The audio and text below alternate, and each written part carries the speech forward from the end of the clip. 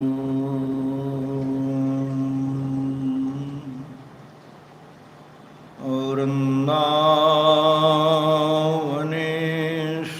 मुकुन्द मनोज्ञवेश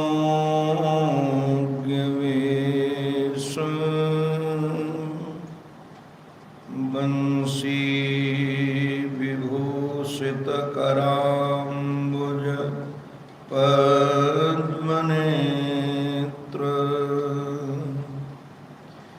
विश्वेश केशवव्रजोत्सव भक्तिवस्य देवेश पाण्डवपते मम देहि दास्यम् पूर्णानन्ददृशा रसदया शश्वत्प्रसादोदया ब्रह्मज्ञानविनोदया जनमनो मोदायनिखेदया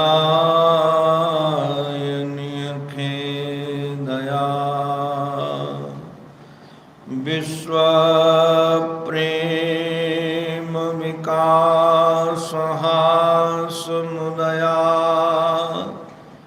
त्रैलोक्यसम्पदया पूर्णानन्ददया मदीयमनसे कान्तिं कणां यच्छतु। यः स्वानुभावमखिल श्रुतिसारमेकम् अध्यात्मदीपमति तितिरशतां तमोन्धम् संसारिणां करुणयाः पुराणगुह्यम् तं व्याससूनुमुपयामि गुरुं मुनीनाम्। ॐ नमः श्री परमहंसास्वादित चरणकमलचिन्मकरन्दाय भक्तजनमानसनिवासाय श्रीरामचन्द्राय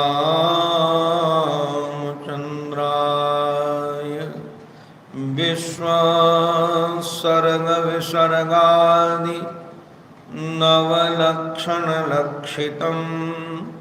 श्रीकृष्णाख्यं परं धाम जगद्धाम नमामि। अखण्डानन्दबोधाय शिष्यसन्तापहारिणे सच्चिदानन्दरूपाय तस्मै श्री गुरवे नमः। तस्मै श्री गुरवे नमः। श्रीमन्नारायण नारायण नारायण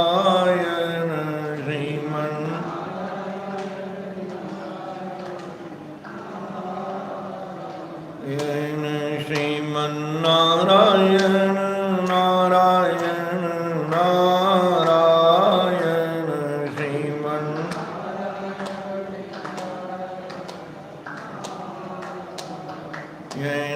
श्रीमन्नारायण नारायण नारायण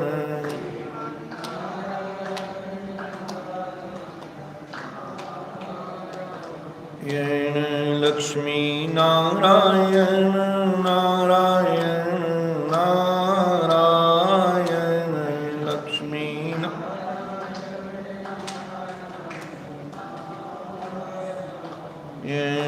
लक्ष्मी नारायण नारायण नारायण लक्ष्मी नारायण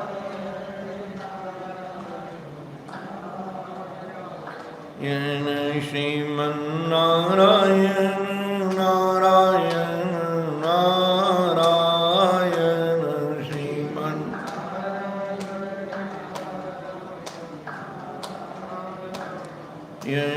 सद्गुरु नारायण नारायण नारायण सद्गुरु नारायण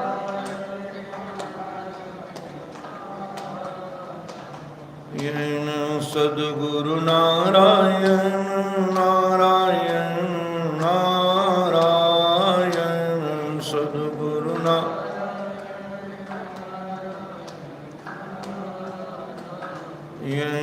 श्रीमन्नारायण नारायण नारायण श्रीमन्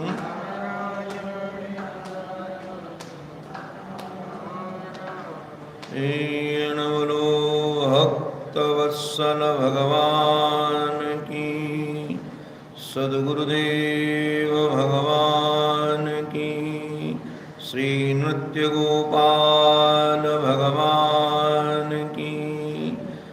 नमो महद्भ्यो ब्राह्मणेभ्यो नमो नमः।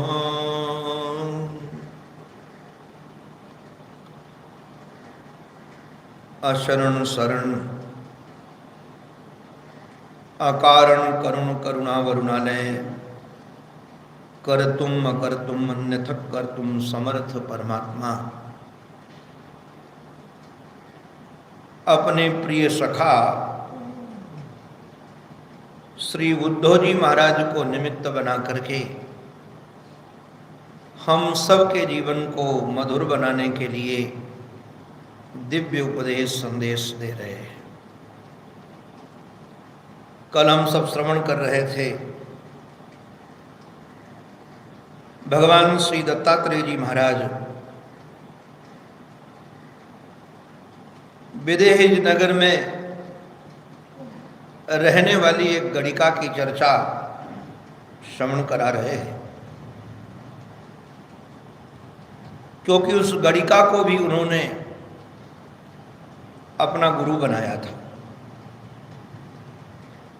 गुणग्राहिता ऐसी होनी चाहिए कि गुण कहीं से मिले निसंकोच उसे ग्रहण करना चाहिए। हमने लोभी व्यक्तियों को दर्शन किया है, धन उन्हें कहीं से भी मिले वो छोड़ते नहीं हैं, विचार भी नहीं करते इस धन के आने के बाद परिणाम क्या होगा। बिना परिणाम के विचार किए केवल धन संग्रह में लगे रहते हैं। नाली में भी यदि धन गिर गया हो तो तुरंत उठा लेंगे, कहीं से भी धन वह ले लेंगे, क्योंकि धन लोलुपता है। ऐसे ही यदि गुणग्राहिता हो तो कहीं भी किसी में भी गुण दिखे उस गुण को स्वीकार करके अपने जीवन को मधुर बनाना चाहिए। हमारे श्री अवधूत श्री दत्तात्रेय जी महाराज सुना रहे हैं, पिंगला नाम वैश्यासीत विदेह नगरे पुरा। बहुत पहले की बात है, पुरानी घटना सुना रहे हैं। विदेह नगर में एक पिंगला नाम की स्त्री थी जो देह का व्यापार करती थी। वहां तो भूमि ऐसी दिव्य भूमि है,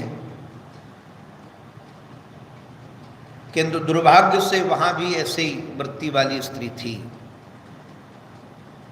जहां देह से ऊपर उठे हुए लोग रहते हैं, वहीं देह का व्यापार करने वाली एक स्त्री थी जिसका नाम था पिंगला। मैंने निवेदन किया था,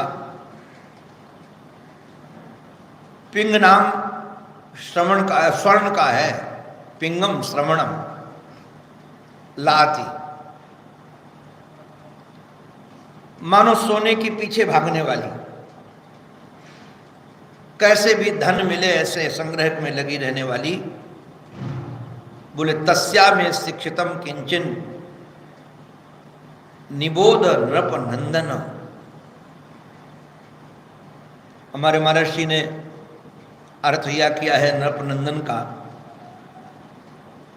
सामान्य नृप नहीं।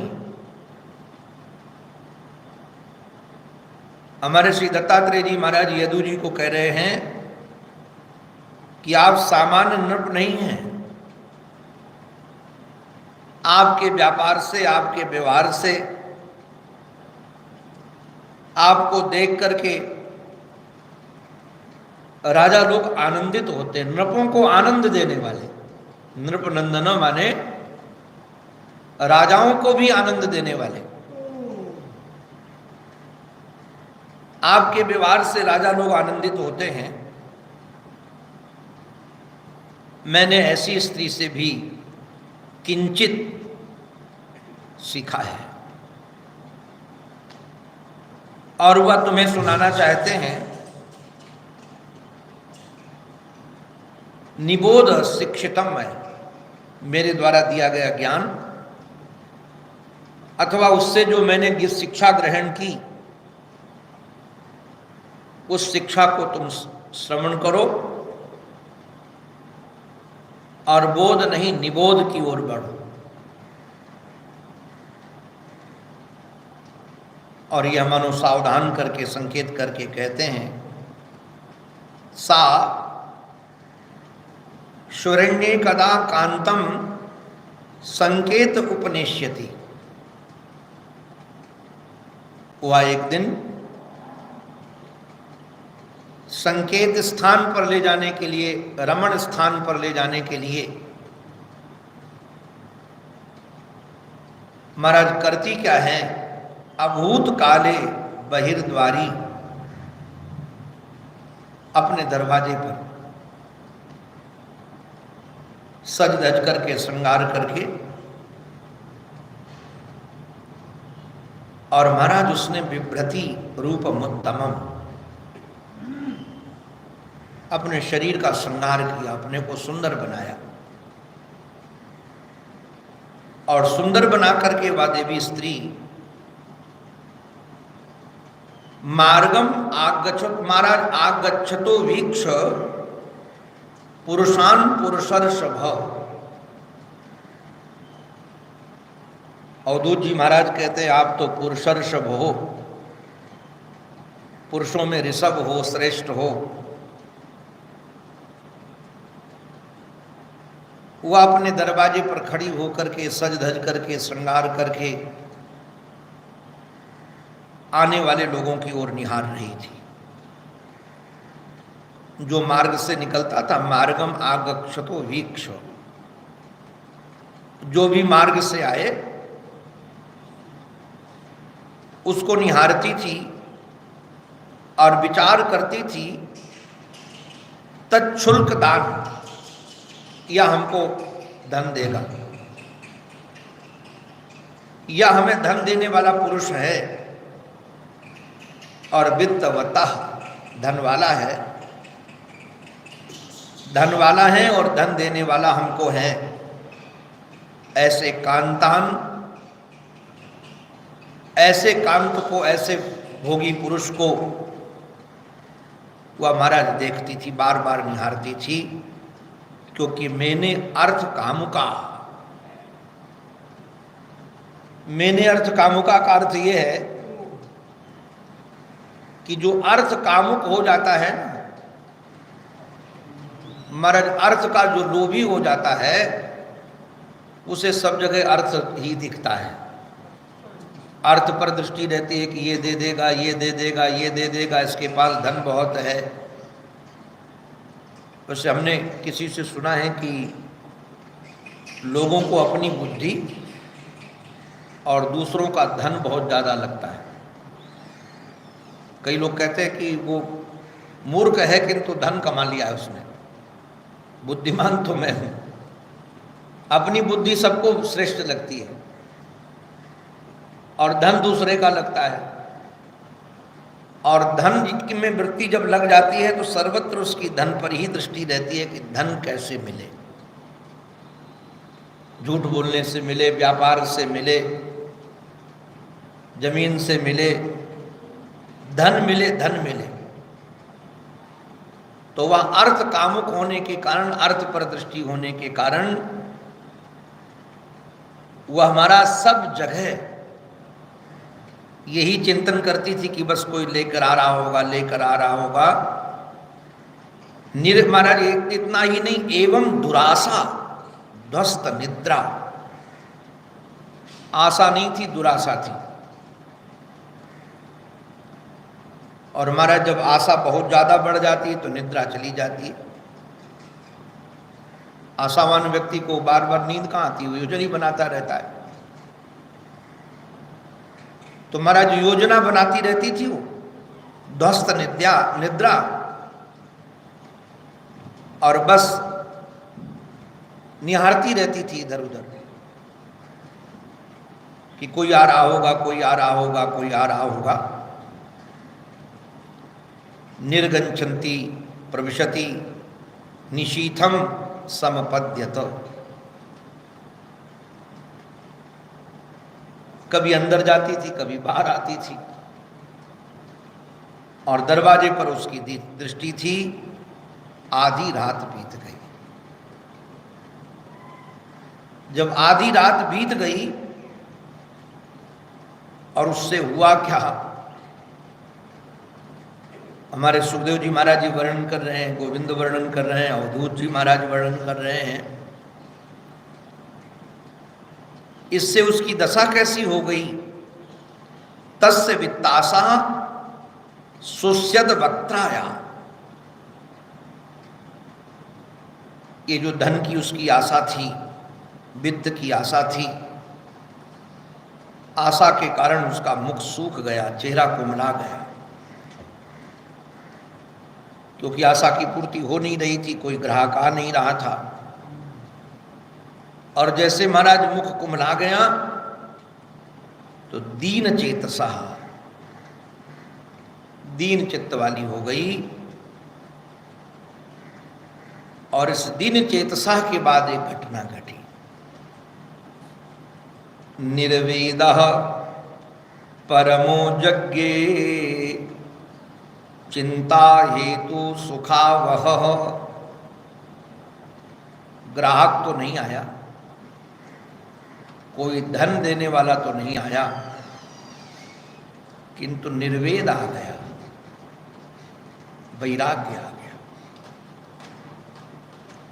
मैं कई बार विचार करता हूं, जो जिस व्यापार में लगा होता है तो उस व्यापार में जिंदगी भर उसको कोई सफलता नहीं मिलती है। कई बार असफलताएं मिलती हैं, किंतु क्या असफलता मिलने पर सबको निर्वेद हो जाता है? निर्वेद नहीं होता। भगवत कृपा हो। हमको तो एक बहुत अच्छा एक गीत है एकादश स्कंद में, भिक्षु गीत।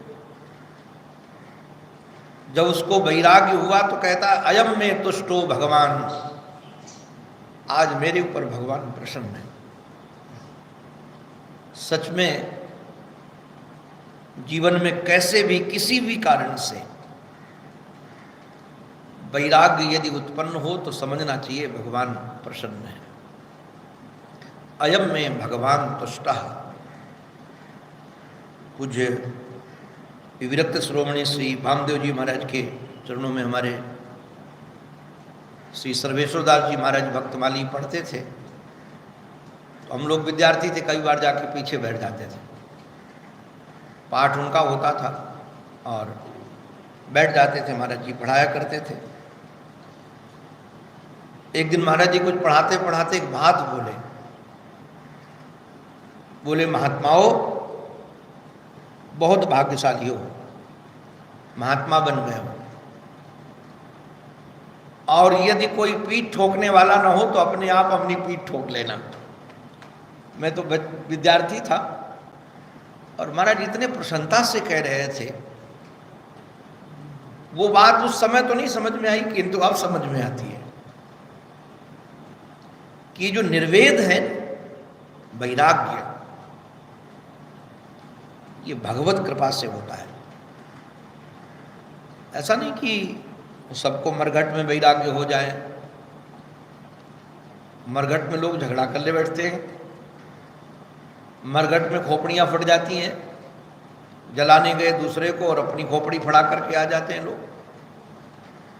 कई बार घाटा होने के बाद वैराग्य हो, ऐसा नहीं, और व्यक्ति गलत कार्य में लग जाता है कि धन चाहिए हमको, धन मिले, घाटा हो गया तो कैसे भी दूसरे का ले लेंगे हम। तो निर्वेद होना भगवत कृपा का प्रतिफल है। और हमारे महाराज जी ने तो एक बात बहुत बढ़िया कही। महर्षि कहते हैं कि जहाँ उसका कोठा था, महात्मा लोग तो सब जगह पहुँच जाते हैं जी, जीव का कल्याण करने के लिए। तो वो पास में ही एक वृक्ष के नीचे उस दिन विरक्त शिरोमणि हमारे श्री अवधूत दत्तात्रेय जी महाराज बैठे थे, और उनके शरीर का स्पर्श करके जो वायु निकली वहां से, इसलिए महापुरुषों की बहुत महिमा है जी, पाषाण हृदय को बदलते हैं। ये महापुरुषों की ही कृपा है। आप लोग अनुभव करना कभी, हम लोग जो इस पथ पर आए, क्या सचमुच का वैराग्य था प्रबल। इन महापुरुषों के संग का रंग चढ़ा जी, इनका संग मिला और संग का रंग चढ़ा के सोर आ गए। गुरुजनों का संग न मिलता तो कहां आते इधर। महाराज उनके शरीर से छू करके बहने वाली वायु में भी ऐसा सामर्थ्य है कि निर्वेद करा दे।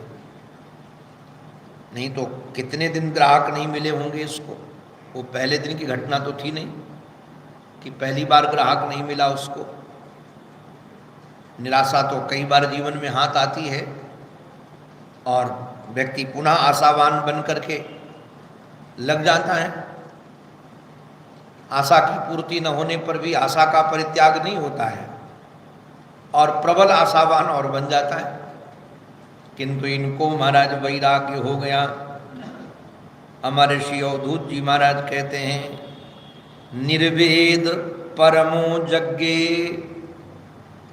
अच्छा, उसका हेतु क्या था? वो हेतु तो चिंता ही थी, किंतु है ये सुखा वह। महाराज सचमुच में जो निर्वेद है ना, निर्वेद वैराग्य, ये सुख को ढोकर हमारे पास लाने वाला है। जिस दिन सच्चा वैराग्य हो जाए, चाह गई, चिंता मिटी, मनवा बेपरवाह। चाह गई, चिंता मिटी, मनवा बेपरवाह। जिसे कछु न चाहिए वो है साहंसाह। जब तक चाह है, महर्षि ने एक जगह बड़ी बढ़िया बात कही। महर्षि जी कहा कि एक देवी जी थी, वो सबके पास जाती थी, हमसे ब्याह कर लो, ब्याह कर लो, ब्याह कर लो। अब कोई उसके साथ ब्याह ही न करना चाहे। वो सबके सामने प्रस्ताव रखती थी, ब्याह कर लो।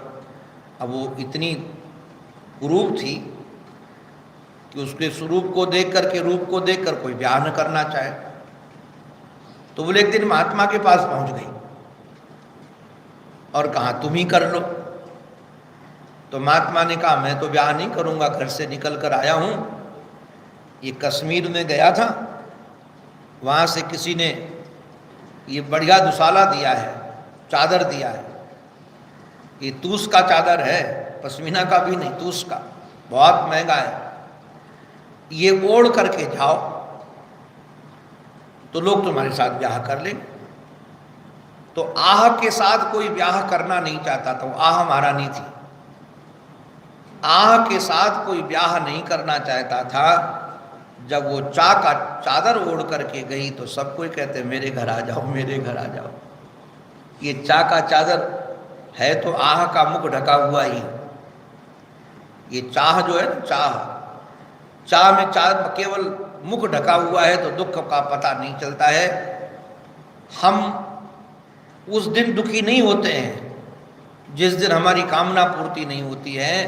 हम उस दिन दुखी होते हैं जिस दिन हमने अपने जीवन में चाह को निमंत्रण दिया था, चाह को अपने घर में रखा था। उसी दिन आह आ गई थी। आई तो आह उसी दिन थी, किंतु घूंघट खुला पता चला ये चाह का रूप धारण करके आई तो आ ही थी। इसलिए जब निर्वेद होता है, वैराग्य होता है महाराज, उस समय फिर किसी से कामना नहीं रहती। इसलिए हमारे श्री अवधूत जी महाराज कहते हैं तस्या निर्विण्ण चिंताया गीतम सुनु यया मम। महाराज ये महापुरुष लोग भी बड़े विलक्षण हैं। इसलिए वो देवी को गुरु बनाने लायक था, भले वैश्या थी। हमारी कामना पूर्ति नहीं होती तो हम रोते हैं, और कामना पूर्ति हो जाती है तो अभिमान से भर जाते हैं और कामना को पाल लेते हैं। किंतु इस ये देवी की कामना जब पूर्ति नहीं हुई तो महाराज ये गीत गाती थी, और मेरे द्वारा वो गीत अभी तुमको सुनाया जाएगा। अद्भुत गीत है ये पिंगला गीत है। भगवान कह रहे हैं उद्धव जी महाराज को कि गीतम सुनो यया मम, जरे जैसे वो गाती मेरे द्वारा तुम सुनो उसको। और वह निर्वेदवान बन करके, वैराग्यवान बन करके चिंतन क्या करती, बोले निर्वेद आशा पाशानाम पुरुषस्य यथा ह्यसि। देखो भाई, जिनके जीवन में जितनी आशाएं हैं उतनी ही रस्सियां हैं। ये पास है, बंधा हुआ है। आप जिस जिस से जो जो आशा करोगे, सेवक से, स्वामी से, पुत्र से, शिष्य से, पड़ोसी से, जहां आपने आशा की, जिस जिसकी आशा की उसके साथ आप बंध गए। और बंधन युक्त व्यक्ति कोई सुखी थोड़ी होता है, दुखी ही होता है। उससे तुम्हें नहीं बांधा, तुम ही आशा से बंध गए हो। इसलिए भगवान कह रहे हैं कि आशा पाशानाम, जो आस की पास से रस्सियों से बंधे हुए लोग हैं, जो आशा की रस्सी से, उसको काटने के लिए यथा ही आसी, उसको काटने के लिए तलवार है। असी माने तलवार। हमारे एक महात्मा कहते थे कि अपने हाथ में एक तलवार रखनी चाहिए, किंतु वो बाहर वाली तलवार नहीं, ये जो है ना अंदर वैराग्य की तलवार। ये वैराग्य की तलवार असी रखा जाएगा तो इससे सब कट जाता है। इसमें कोई बंधन वंधन रहता नहीं है। कोई बांध नहीं सकता, न धन बांध सकता है, न धन का लोभ बांध सकता है, न कोई सुंदर व्यक्ति बांध सकता है, न सुंदरी बांध सकती है। कोई किसी को बांधने का सामर्थ्य नहीं है, क्योंकि रस्सियां चाहे कितनी और पैनी तलवार हो तो सारी रस्सी काटी जा सकती है। तो ये जो निर्वेद है, निश्चित रूप से वह तलवार है, तलवार। और हमारे महात्माओं के पास ये निर्वेद की तलवार रहती है, वैराग्य की तलवार। तो महाराज ये निर्वेद धारण करके जो पुरुषस्य यथा ही आसी, और वो कह रही है महाराज, नहीं अंग जात निर्वेदो देह बंधम यास्यति यथा विज्ञान हेतु मनुजो ममताम नृप। राजन, इस वैराग्य रूपी तलवार से व्यक्ति निश्चित रूप से ये बंधनों को काट करके विशिष्ट ज्ञानवान बन करके वह अपने स्वरूप को प्राप्त करता है, ममता से उपराम हो जाता है। अब महाराज यहां से ये पिंगला गीत प्रारंभ है। पिंगला गीत बहुत अद्भुत है और महाराज श्री ने तो हमारे एक बात कही है कि संसार से यदि वैराग्य करना हो तो भागवत के ये 3 प्रसंग बहुत गौर से पढ़ना चाहिए। एक तो महात्म्य है जिसका नाम गोकर्ण गीता है।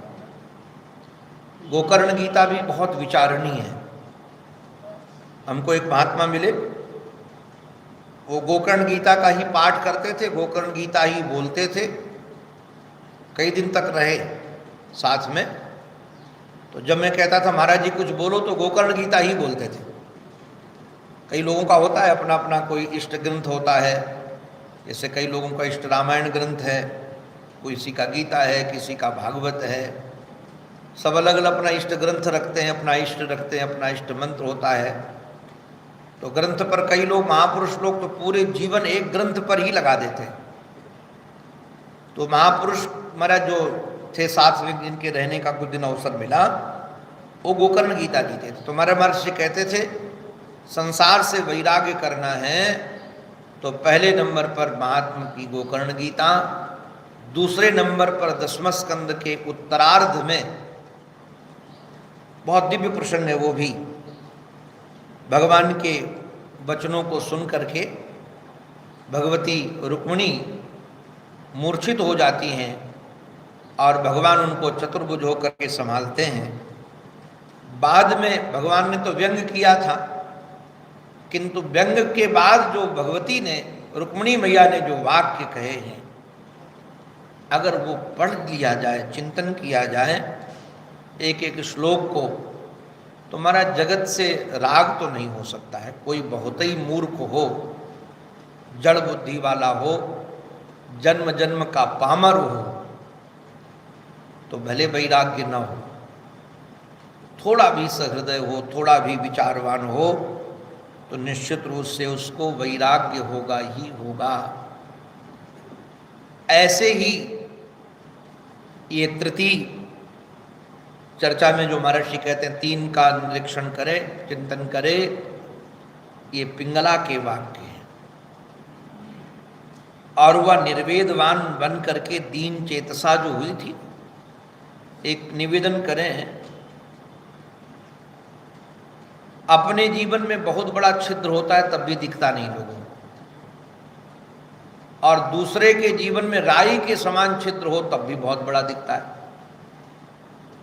ध्यान रखिएगा, संसारी दूसरों के दोष देखता है और साधक अपने दोष देखता है। वो कभी दूसरों के दोष नहीं देखता। उसको लगता है कि हमारे जीवन में इतने दोष भरे हुए हैं, हम दूसरों को क्या दोष दें। और हमने हमारा ध्यान दिया है कि जो जितने लोग संसार में बहुत ज़्यादा दोष की चर्चा करते हैं, निश्चित रूप से दोष से भरे होते हैं। उनमें इतने दोष होते हैं कि शायद उनको पता भी ना हो, किंतु दूसरों की दोष की चर्चा करते रहते हैं। और जो सचमुच में वैराग्यशाली बनता है वह अपनी ओर हमारा चिंतन करता है। ये कहती देखो तो सही कैसी मैं अज्ञ हूँ, कैसी मैं मूर्ख हूँ। क्यों मूर्ख हो? बोले एक तो 2 चीज़ें हैं संसार में। अब जरा विचार करना,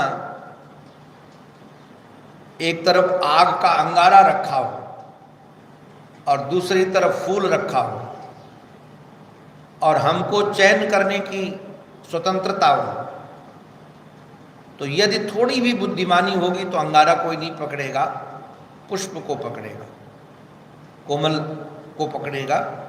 किंतु मैं ऐसी मूर्ख हूँ, संतम समीपे रमणम रतिप्रदम वित्त प्रदम नित्य मिमम विहाय, जो परमात्मा है ना, जो सदा है और सबसे समीप है। आपको बताएं, जीव के जितने समीप परमात्मा है कोई दूसरा हो ही नहीं सकता। सबसे समीप परमात्मा है। हमारा सखा के रूप में समझ लीजिए, हृदयेश्वर के रूप में समझ लीजिए। हम ये बचपन से श्लोक गुनगुनाते थे, हमको पता नहीं था यहाँ का है। हमको एक संत ने रटा दिया था 11-12 साल की उम्र में। तो हम हरदम गुनगुनाते थे। कभी ऋषिकेश में भंडारे में तो जाते नहीं थे, कभी कभी यदि हम भिक्षा लेने गए, भंडारा हो रहा हो तो महात्मा लोग श्लोक बोलते तो मैं भी ये बोलता था, किंतु मुझे अर्थ पता नहीं था। अर्थ का ज्ञान नहीं था। ये भी नहीं था कि ये पिंगला का गीत है। वो कहती देखो तो सही, जो सदा हमारे साथ रहता है परमात्मा मेरे समीप है, और रमणम रति प्रदम, प्रेम, सुख, शांति, आनंद जो देने वाला है, ऐसा धन देने वाला है। वित्त प्रदम, कौन सा वित्त? प्रेम का धन। जैसे मीरा कहती, पायो जी मैंने राम रतन धन पायो। इससे बढ़िया वित्त और कौन होगा? देखो दुनिया का जो वित्त है, ये वित्त तो चोर लोग चुरा लेंगे, सरकार ले लेगी, आश्रम में होंगे तो गुरुभाई ले लेंगे, छीन लेंगे। ये धन तो जाने वाला ही है। ये जो सेठों के द्वारा दिया हुआ धन या किसी के द्वारा प्रदत्त धन, ये धन नष्ट होने वाला है, सुख देने वाला नहीं है। किंतु वित्त प्रदम, जो भगवान के द्वारा धन मिलता है, भगवान के द्वारा वह धन ऐसा होता है, प्रेम का धन, आनंद का धन, सुख का धन, वो देने वाले हैं। और हमारा जो नित्य हैं, ऐसे परमात्मा को छोड़ करके, विहाय छोड़ करके, जो परमात्मा हमें सुख देता है, शांति देता है, आनंद देता है, समीप रहता है और सदा रहता है, नित्य है, ऐसे प्रीतम को छोड़ करके अकामदम दुख भयादि शोक, जिससे किसी प्रकार की कामना पूरी हो ही नहीं सकती। इसलिए मीरा ने तो स्पष्टम स्पष्टम कह दिया कि ऐसे बर को भरे जो जन्मे अरु मर जाए, बर भरिए गोपाल जू जैसे चुडरो अमर हो जाए। आप जरा विचार कीजिए, एक तरफ परमात्मा है जो सदा रहते हैं, वित्त देने वाले हैं, सुख शांति प्रेम देने वाले हैं, और दूसरी तरफ अकामदम दुख भय आदि शोक। ये महाराज कामी पुरुष क्या दे सकता है? दुख ही तो देगा। ये संसार के लोलुप लोग, चाहे धन लोलुप हो, चाहे तन लोलुप हो, ये क्या देंगे हमें? ये दुख के अलावा कुछ नहीं दे सकते हैं। ये कह रही हैं दुख देते, भय देते, आदि व्याधि देते, शरीर को भोग करके हमको रोगी बनाएंगे और क्या करेंगे। और जन्म मृत्यु के चक्कर में व्याधि देंगे, आदि देंगे, आदि व्याधि दोनों देंगे। शरीर का दुख भी देंगे और मन का दुख भी देंगे। व्याधि शरीर में होती, आदि मन में होती। तो ये जो हमको भय देने वाले, दुख देने वाले, व्याधि देने वाले, आदि देने वाले और महाराज शोक देने वाले, इतना ही नहीं, इनके साथ ज्यादा दिन तक रहो तो मोह प्रदम, मोह देने वाले, मोह वैचित्ते, मोह से चित्त भर देने वाले, ये तुच्छ महम भजे क्या। ऐसे तुच्छों को मैं भजन कर रही थी, सेवा कर रही थी, चाह रही थी। जैसे मैंने निवेदन किया कि एक तरफ अंगार है और एक तरफ फूल है, एक तरफ सूल और एक तरफ फूल। बुद्धिमान व्यक्ति फूल का चयन करेगा, सूल का चयन नहीं करेगा। तो ये कहती मैं मूर्ख इसलिए हूं कि निश्चित रूप से मैंने भगवान का चयन नहीं किया, परमात्मा का चयन नहीं किया, मैंने इस कामी पुरुषों का चयन किया। और क्यों चयन किया? बोले अहो मया आत्मा परितापितो वृथा। यहां मया आत्मा का अर्थ करते हैं मेरे द्वारा, आत्मा माने शरीर और मन को। भागवत में आत्मा का अर्थ कई है। मैंने अपने शरीर को भी कष्ट दिया और मन को भी कष्ट दिया। परितापिता, परितः तापिता, चारों तरफ से मैंने उनको तपाया, दुख दिया। और देखो तो सही, सांकेत वृत्त्याति विगर्य वार्ता, ये वैश्यावृत्ति, वैश्यावृत्ति को ये सांकेत वार्ता बोलते हैं। सांकेत वृत्ति, इशारे पर पहुंच जाना, ये मैंने वैश्यावृत्ति धारण की जो बहुत निंदित है। आपको बताएं, शास्त्र में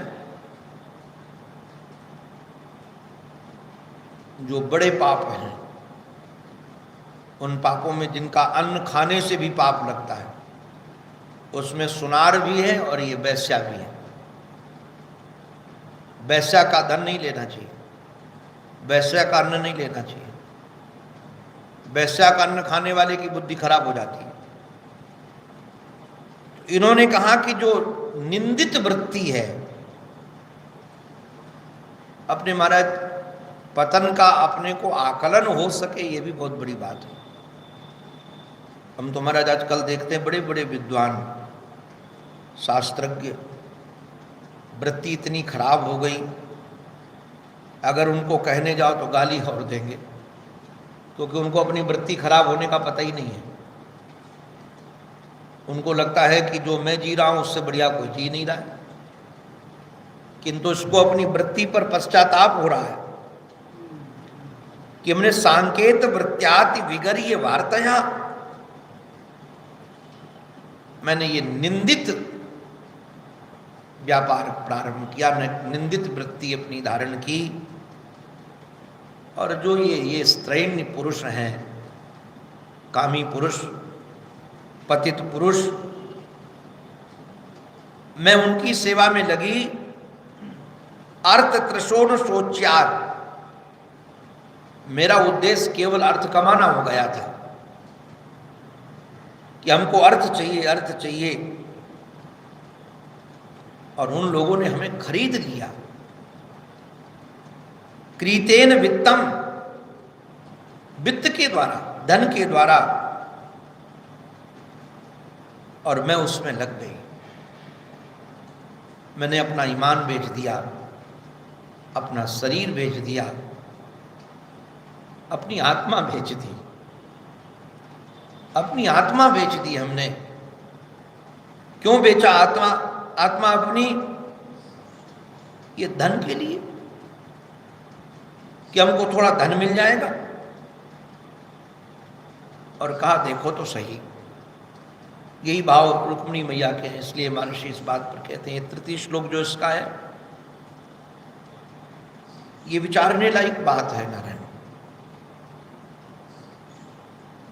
विचार करके यदि देखा जाए तो निश्चित रूप से संसार के सौंदर्य में आकर्षण नहीं होगा।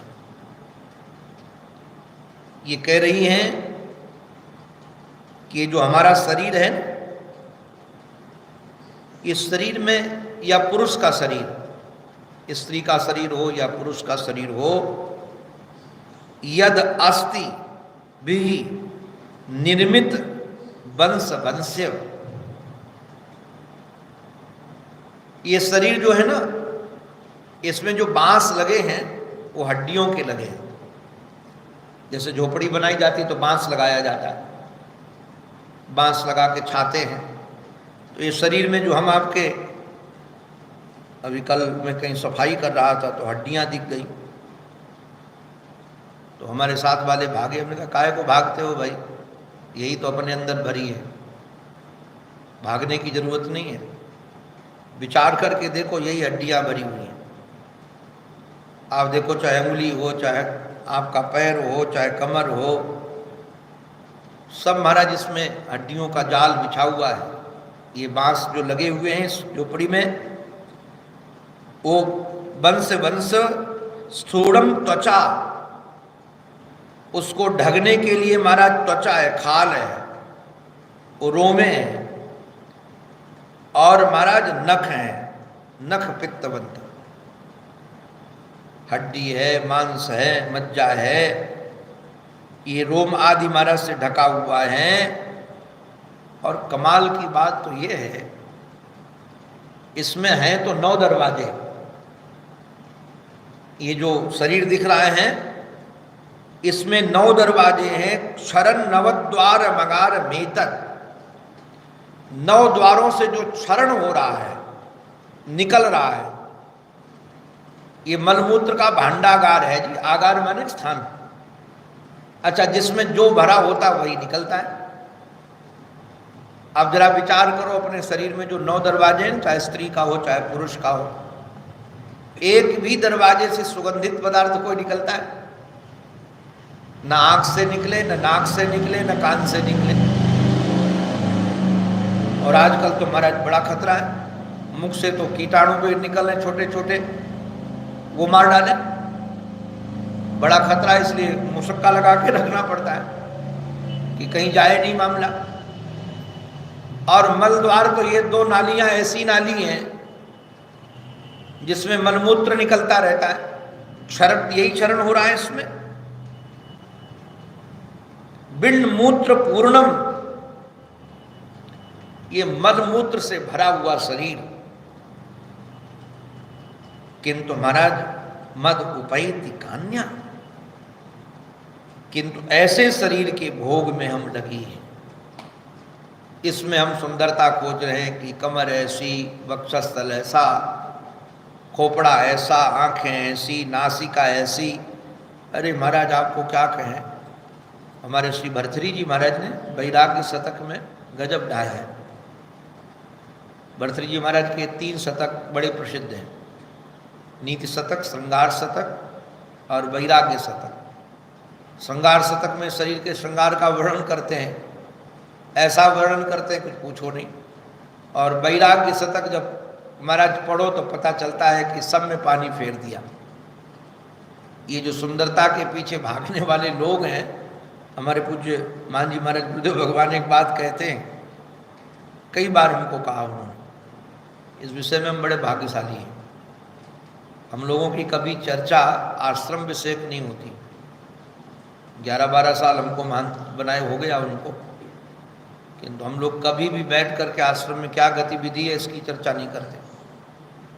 जब भी कभी बैठते हैं तो महाराज जी वेदांत सुनाते हैं हमको, या वैराग्य की चर्चा सुनाते हैं, तो हम बड़े गदगद होते हैं कि भगवान की कितनी कृपा है कि महाराज ये गुरुजन ये प्रसाद देते हैं। तो कहने का ही पड़ा, तो कई बार हमको कहते हैं वो, आचार्य जी अगर ये खाल न हो शरीर में तो डंडा लेकर चलना पड़े, नहीं तो नीचे से कुत्ता मुख मारेंगे, ऊपर से कौवा मुख मारेगा। क्योंकि कुत्तों को खुला मांस दिखेगा तो झपटेंगे वो, और कौवे को खुला मांस दिखेगा तो वो झपटेंगे। तो भगवान की कृपा है कि पैकिंग बहुत अच्छी है इसकी। ये पैकिंग जो की गई है इसमें यही बात कह रही हैं कि इसमें जो पैकिंग की गई है हड्डियों के ऊपर, हमारा स्थूलम त्वचा, जो त्वचा की पैकिंग है, रोम की, नख की, पिद्दमंतम, उसके कारण ये सब दिखाई नहीं पड़ता, किंतु जो भरा है 9 दरवाजे से वही निकलता है। और हमारी जैसी मूढ़ स्त्री इसी में लगी थी, इसी चिंतन में आज भगवान की कृपा हुई, इससे निर्वेद हो गया। सच कहें, भगवान कृपा करे कि निर्वेद हो जाए, नहीं तो भगवान की माया इतनी प्रबल है, आपको क्या बताया। अभी तो कई बार बहुत पीड़ा होती है, हमारा दुनिया मर रही है, किंतु तब भी लोग काला बाजारी कर रहे हैं। आश्चर्य लगता है कि वो सोचते हैं कि शायद हम जीवित सदा बने रहेंगे। 9 की चीज़ 90 में बेचने में लगे, 420 धन करने कमाने में। ऐसे मूड वृत्ति हो गई है, ऐसे मरघट के खड़े हैं, किंतु लगता है कि अभी धन चाहिए। तो ये बिना भगवत कृपा के, ये तो अवधूत दत्तात्रेय जी महाराज की करुणा। वो वहाँ पहुँचे और उनके शरीर का स्पर्श करके वायु इस पिंगला का स्पर्श करती है, जिससे वैराग्य हुआ।